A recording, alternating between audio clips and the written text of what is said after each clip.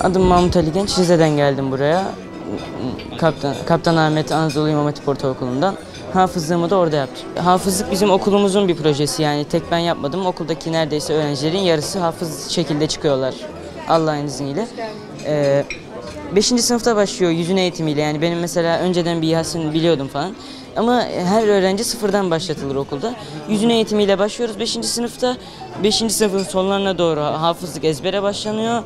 6. sınıfın sonunda 7. sınıfın başına doğru o yazda, tabi yazları tatiller yok. O yazda hafızlık bitiyor. Ben 7. sınıfın Ocak ayında bu 15 tatile girmeden birkaç gün önce sınava girdim, hafızlık sınavına. Oraya geçtik elhamdülillah. Ondan sonra 7. sınıf bittiğinde 7. sınıfın o sonundaki yaz sınava çalışmaya başladım yaz kampı ile beraber. Tabii hafızlıkta bir kazandığım bir 3-4 saatlik bir çalışma tempom vardı. 5-6 saate çıkardım bunu. Günlük bir soru sınır var mesela. Tabii az soruyla başlıyorsunuz, yavaş yavaş arttırıyorsunuz. Mesela biz 40 soruyla başladık. En son ben 400-500 550 yani bayağı soru çözmeye yapıyordum. Kendimi zorluyordum açıkçası. Orada tabii biz okuldan da geç çıkıyorduk. Bizim öğretmenlerimiz sağ olsunlar, buradan hepsine selam gönderiyorum. Öğretmenlerimiz bizim için daha geç çıkıyorlardı. Orada biz kendimiz bir etüt yapardık, soru çözüm. Orada soru çözmenin amacı zaten olabildiğince teknikleri öğrenip onları yapmak. Yani sınavda çıkan yakın soruları öğrenmek olabildiğince. Orada mesela ailem çok yardımcı oldu. Yani bana destek verdiler. Okulum da yine sağ olsunlar. Zaten benim babam yine okulda çalışıyor, müdür yardımcısı. İdareye teşekkür ediyorum buradan. Hafızlık hocalarıma teşekkür ediyorum. Yani oradaki eğitimin başarıya katkısı yapamaz. Yadsınamaz. Yani bir amaç belirleyin, bir hedefiniz olsun. Bu sadece lise olarak değil, bir yaşam amacı olsun bir hedef. Ondan sürekli güç alın. Pes ettiğinizde, pes etmeye yaklaştığınızda sürekli ondan güç alın. Ona göre çalışın. Tekrar bir enerjiyle daha da aşkla, şevkle çalışmaya devam edin. Adım Ahmet Efik Öksalan. Türkiye'de LGS birincisi oldum. Aynı zamanda hafızım. Eyüp Sultan İmam Hatip Ortaokulu'ndan mezun oldum. Hafızlık sınavından yanı sıra okulda birçok etkinlik yaptık. Bununla birlikte LGS şampiyonluğu da nasip oldu. Okulumdan Allah razı olsun, öğretmenlerimden. Başta aileme, tüm öğretmenlerime ve okuluma çok teşekkür ederim. Bu başarı gerçekten çok büyük. Allah nasip etti. Çok mutluyum. Şöyle, hafızlık hocalarım zaten bir an önce bitirip LGS için hazırlanmamda yardımcı oldu. Hafızlığı bir an önce bitirmeye çalıştım. 8. sınıfta tamamen LGS'ye odaklıydım. Öğretmenlerimle birlikte zaten genelde ders sonrası etütlerimiz oluyordu. Öğretmenlerimiz yanımızda oluyordu. Onlarla birlikte soruları çözerek hızlı bir şekilde ilerledik burada. Böylece bir sene boyunca sadece LGS'ye çalışarak bu başarıyı elde ettim. Daha çok evde çok soru çözerek değil, okulda bütün işimi bitirip evde sadece tekrar yaparak. Okulda bütün çözmem gerekenleri, yapmam gerekenleri bitiriyordum. Eve gidince de sadece son bir tekrar yapıyordum ve rahat bırakıyordum kendimi, biraz dinleniyordum. Hafızlığı 5. sınıfın sonunda başladım, 7. sınıfın başında tamamladım.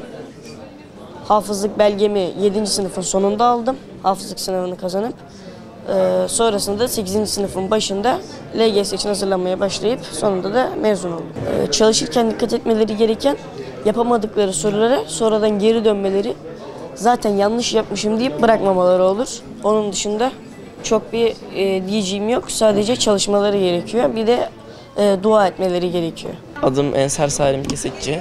Nevşehir'den etkinliğe katılıyorum. Recep Tayyip Erdoğan Proje İmam Hatip Ortaokulu'ndan katılıyorum. Sınav hazırlık sürecinde yani derse dinlemek çok önemli. Yani evde yapılan tekrar asla derste dinlediğiniz gibi olmuyor.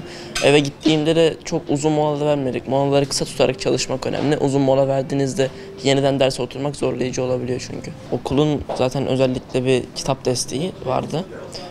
Kaynak olarak öğretmenlerimle desteğini almış oldum aynı zamanda. Derslere ekstra dersler sağladılar öğrencilere özel olarak. Yani bunlar benim için etkili oldu. Ev ortamında yani odanın kesinlikle sessiz olması lazım. Yani camların genelde perdeleri falan çekip olmasın diye çalışırdım. Evde ses olmaması lazım diye. Telefonun odada bulunmaması lazım. Telefon oda dışında bırakılması lazım. Ben direkt 8. sınıftayken telefonumu zaten kullanmadım. Yani kaldırmıştım. O şekilde çalıştım. Şimdiden çalışmaya başlamaları lazım bence. Ben geçen sene bugünlerde çalışmaya başladığımı hatırlıyorum. Temmuz aylarında. Okul açıldıktan sonra biraz daha tempoyu arttırabilirler. Zaman içinde giderek daha sıkı çalışmaya başladım. Yani sene sonuna doğru en fazla soruya ulaştım. Son günlerde, sınava kalan son günlerde çok çalışmadım. Yani dinlenme sürecine girdim diyeyim. Tatillerde de çalışmak önemli. Düzenli çalışmak, yani bir günde çok çalışıp da ondan sonra bir gün dinlenme yapıp sonra yeniden devam etmek, yani düzenli bir tempo olması daha önemli. Yani az olmasından, yani günlük 100-120 soru olsun, az olsun ama düzenli çalışması da daha önemli bence. Adım Osam Alhuri, Mehmet Emin Saraç İmam Hatip Ortaokulu'ndan geliyorum. Suriyeliyim, elhamdülillah 500 Allah nasip etti. LGS çalışmak için ben erkenden başladım. Yani 7. sınıf sonlarına doğru başladım. Bütün yaz boyunca da devam ettim. O süreçte de ben hem soru çözmek hem tekrar etmek, hem tekrar etmek önemliydi. Bu şekilde geçti süreç. Okulun bana olan katkıları mesela çok güzel bir yani ortam hazırlıyordu. Mesela boş ders varsa ya da mesela o ders bitirmişsen orada etüt odaları oluyordu. İşte o zaman çözüyorduk. Okuldan sonra da dershaneye gidiyordum 9'a kadar. Orada sorular çözüyorduk, dersler görüyorduk. Sonra eve döndüğümde de biraz çözüp yatıyordum. Yani bana hep çok yani destek ettiler. Mesela bazı denemelerde kötü yapıyordum bazen. O yüzden bana bir şey olmaz falan böyle destek veriyorlardı.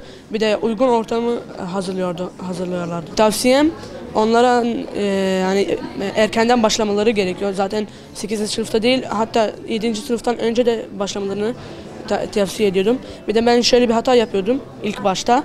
Ben matematiği seviyordum, o yüzden en çok matematikten çözüyordum sorular. Ama Türkçeyi bırakıyordum, o yüzden netlerim hep Türkçeden azalıyordu. O yüzden onlara sevdikleri dersten değil, yani ihtiyaç duydukları dersten başlamalarını tavsiye ediyorum.